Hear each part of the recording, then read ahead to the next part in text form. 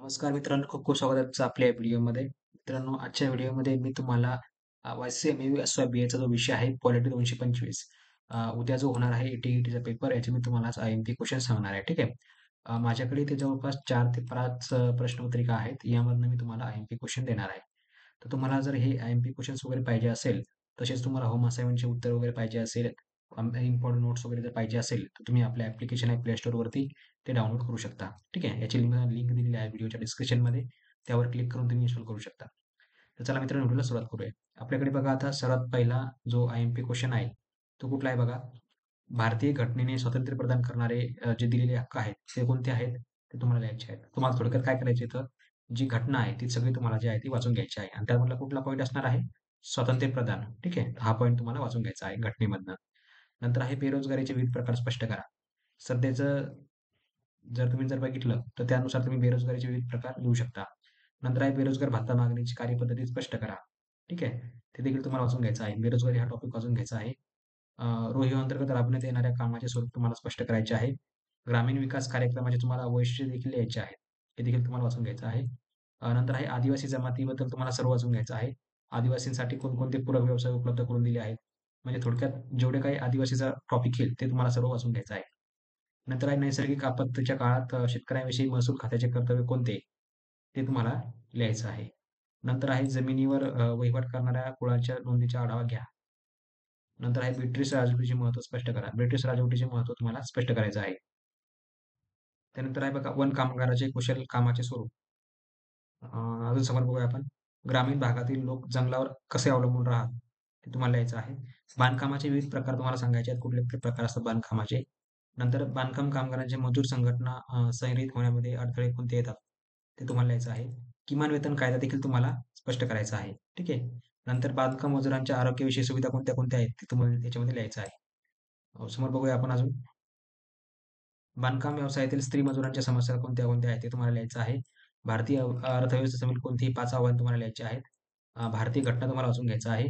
British राजवटीत आदिवासींचे जे शोषण झाले होते, ते तुम्हाला लिहायचं आहे. वनमजूर कोणकोणती कामे करतात, ते देखील तुम्हाला लिहायचं आहे. श्रमशक्तीतून ग्रामविकास या योजनेचे स्वरूप तुम्हाला लिहायचे आहे. तुम्ही मनाने देखील लिहू शकता. शेतमजुरांच्या चळवळीने वेळोवेळी कोणत्या मागण्या केल्या, हे देखील तुम्हाला लिहायचं आहे. राज्यघटनेतील कोणतेही 5 मूलभूत कर्तव्य तुम्हाला लिहायचे आहेत. मंजूर संघटनेच्या कार्यपद्धती थोडक्यात आढावा घ्यायचा आहे. पंडित नेहरूजींनी सांगितलेले आदिवासी पंचशील तत्त्वे कोणते ते तुम्हाला लिहायचे आहेत. कुठले-कुठले आहेत? ते आदिवासी पंचशील तत्त्वे तुम्हाला वाचून घ्यायचे आहेत. नंतर आहे बघा भारतीय संविधानातील रोजगार हक्कांच्या तरतुदी तुम्हाला वाचून घ्यायचं आहे. 1988 च्या वन नीती वैशिष्ट्ये तुम्हाला लिहायची आहेत. त्याच्यानंतर आहे बघा बांधकाम मजूर संघटित होण्याच्या मार्गातील 5 अडथळे. शेतमजुरांच्या जीवनात असुरक्षितता का येते? अजून समोर बघूया आपण. रोहिय मजुरांची संघटना हे तुम्हाला वाचून घ्यायचं आहे. संविधान तुम्हाला वाचून घ्यायचं आहे. छुपी बेकारी आणि अर्ध बेकारी म्हणजे काय हे देखील तुम्हाला सांगायचं आहे.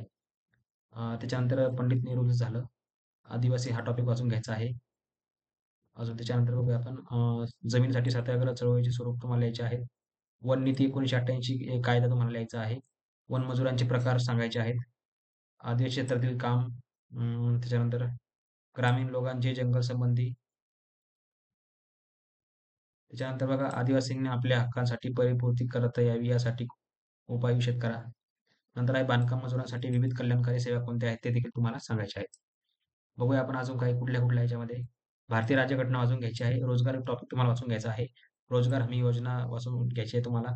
रोजगारांच्या कायदेशीर हक्काची सूत्रे कोणती आहेत ते देखील सांगायचं आहे. वनांची रोजगार निर्मिती ते देखील सांगायचं आहे. बांधकाम मजूर तुम्हाला पूर्ण वाचून घ्यायचं. बांधकाम मजूर, वन मजूर देखील लिहू शकता. आदिवासी जमाती भारताच्या कोणत्या विभागात आढळतात ते तुम्हाला सांगायचं आहे. आदिवासींच्या विकासासाठी शासनाने कोणत्या-कोणत्या योजना विषद केल्या ते देखील तुम्हाला सांगायचं आहे. त्याच्यानंतर विस्तार हक्क म्हणजे काय? वृक्षपट्टा योजना तुम्हाला सांगायची आहे. ठीक आहे. अशा प्रकारचे काही प्रश्न आहेत. तर एवढे जर तुम्ही केले, तर तुम्ही आरामात जे आहे उद्याच्या पेपरमध्ये पास होऊ शकता. तर अशाही मित्रांनो तुम्हाला व्हिडिओ आवडला असेल, तर ज्यांना कोणाला असाइनमेंट वगैरे पाहिजे असेल, आय-एम-पी क्वेश्चन वगैरे पाहिजे असेल, त्यांनी हे आपले ॲप्लिकेशन डाउनलोड करा. प्ले स्टोअरवर तुम्हाला हे ॲप्लिकेशन अवेलेबल आहे. तुम्ही लिंकवर क्लिक करून तुम्ही ॲप डाउनलोड करू शकता. ठीक आहे. तर चला मित्रांनो भेटूया पुढच्या व्हिडिओमध्ये. तोपर्यंत बघत राहा, शिकत राहा. जय हिंद, जय महाराष्ट्र.